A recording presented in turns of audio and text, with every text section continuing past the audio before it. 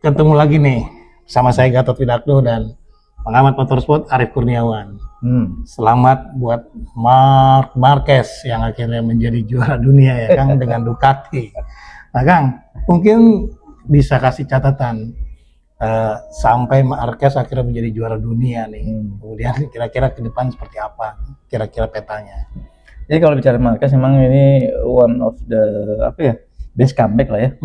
Best comeback itu maksudnya bukan comeback dia dari cedera. Banyak kan memang banyak cerita tentang pembalap yang cedera, comeback, terus bukan sekedar comeback tapi langsung jadi juara dunia. Ya tentu yang paling ke belakang ya kalau kita boleh bilang yang rada-rada yang spektakuler, bukan rada-rada. Yang spektakuler itu Mick Doohan. Dia 92 itu udah leading point jauh. Cedera, patah kaki, hampir di amputasi ya, terus akhirnya sama dokter bisa terselamatkan. Di akhir 92 dia sempat comeback tapi akhirnya keluarnya ketinggalan.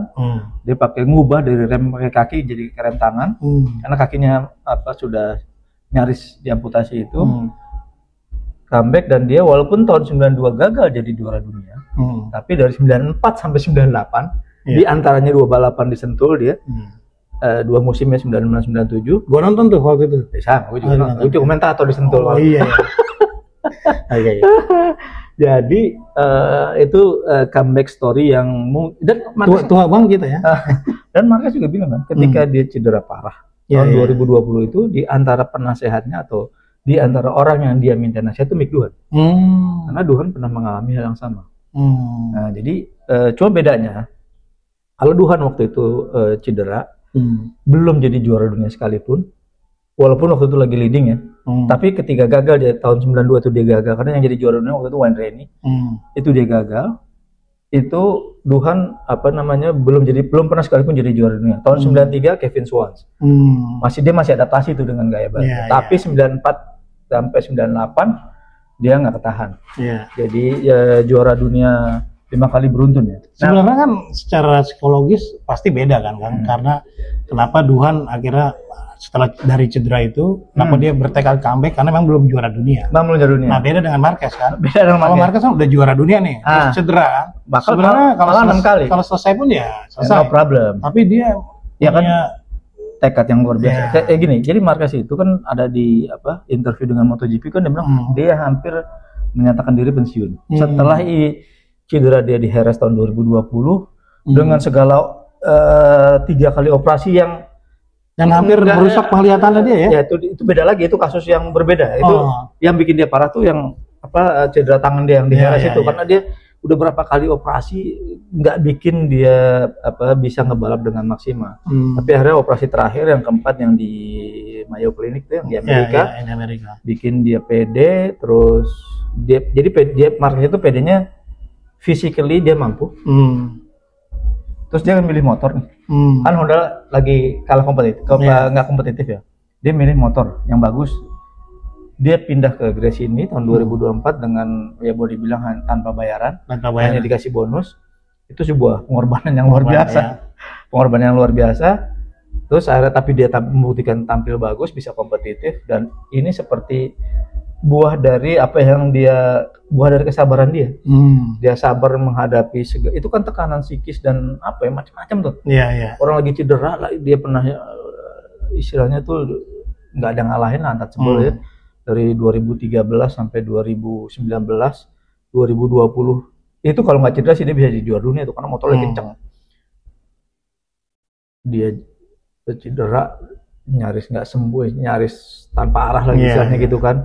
Coba sana sini nggak berhasil, ya akhirnya tahun 2000 sebenarnya turning point-nya 2024 ketika di Gresini dia bisa pertama dia bisa kompetitif, kedua dia bisa menang, dan akhirnya dia yang ketiga dia dilirik tim dan motor terbaik Ducati. Ya inilah hasilnya 2025 kita lihat. Jadi kalau saya bilang 2025 seperti kenapa Marquez tanda kutip ya, nggak mau ngalah ya. Karena dia seperti ingin bahasan ini yang mesti gue lakuin dulu gitu. Ini sebenarnya yang mestinya gue bisa dapetin dulu nih ketika masih di Honda gitu. Dan itu hilang dan dia buktiin nih sekarang gue dapet semua nih. Jadi ya itulah orang Marquez ya dia sekarang lagi tahunnya dia gitu dan kita ucapkan selamat lah. Dan dia layak untuk itu karena dia sudah berkorban macam-macam untuk Iya, itu. iya, iya. Gitu. Nah, menarik, ini ada isu-isu ini, Kang. Kan dengan MotoGP diambil Liberty, Oh iya. akhirnya kan gelar juara dunia yang harusnya Marquez 9 kan. Nah, terus dengan Liberty karena ini yang diakui cuma MotoGP. Iya, iya. Yang Moto2 dan Moto3-nya nggak diakui. Iya. Itu gimana, Kang? Ya, secara psikologis atau secara apa ya? Jadi Itu gimana? Jadi gini, kalau ya sebenarnya kalau bicara itu ya hampir sama semua. Berarti rekornya Valentino Rossi makin sulit. Rossi juga 7. Oh, Rossi 7 ya. Oh, Rossi kan 7 juga. Iya, iya. Yang kasihan tuh ini juga misalnya siapa ya yang punya juara dunia kayak Johan Zarco deh. Juara dunia Moto2 2 kali. Itu dianggap nggak jadi juara dunia. Alex Marquez juara dunia.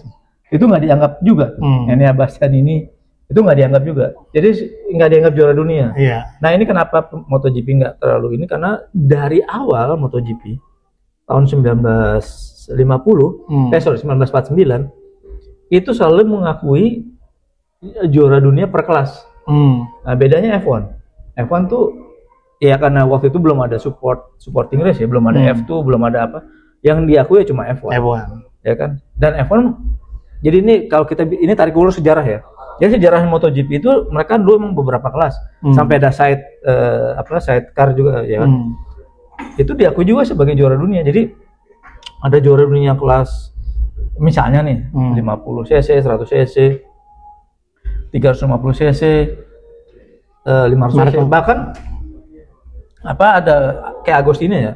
Ada juga juara dunia dia yang 500 cc dan 350 cc. Angel Nieto juga sama. Angel Nieto tuh kasihan juga tuh legend juga. Dia nggak pernah juara di kelas utama 500 cc waktu itu. Dia juara 350 cc dan ke bawah. Dia 13 gelar hilang nih. Nggak diakui.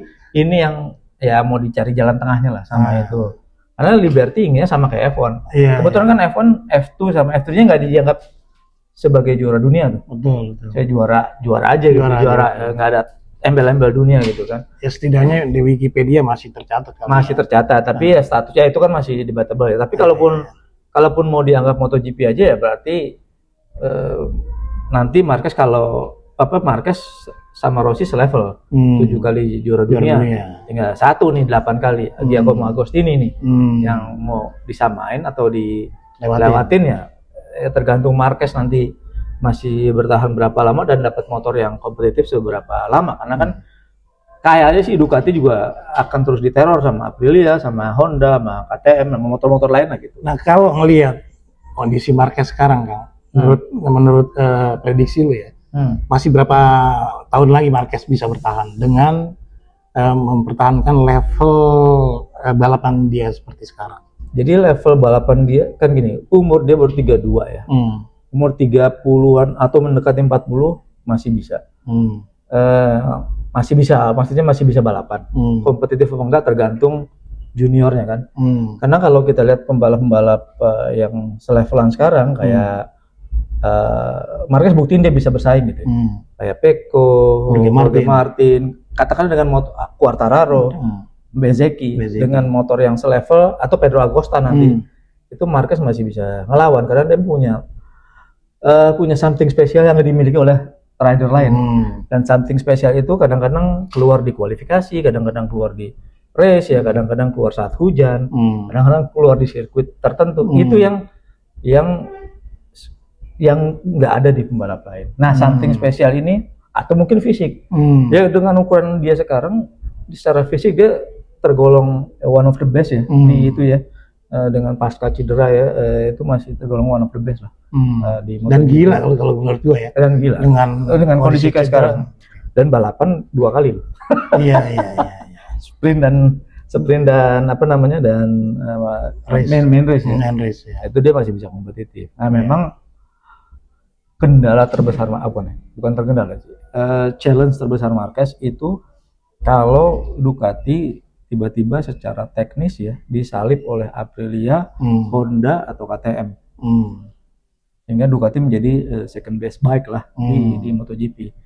Dan kalau Marquez masih di Ducati, misalnya kan dia kontrak habis 2026. Kalau 2026 mungkin more or less nggak beda jauh dari sekarang secara kompetisi ya, karena Ya. regulasi kan nggak berubah ya, motor juga nggak berubah. 2027 ini. Challenge-nya di 2027. Oke. Jadi nah itu kalau mau lihat lebih ideal ya memang persaingan MotoGP yang lebih seru ya Di 2027. 2027, 2026 mungkin kita dilihat develop how Aprilia dan KTM dan Honda juga Yamaha. Develop motor-motor mereka untuk challenge Ducati, karena Ducati udah mentok nih. Ya, udah di sini aja udah ya, karena mesin masih sama, apa segala macam, pembalap juga masih sama gitu kan. Dan kalau mau lihat Ducati mentok itu ya hasil Pecco ya.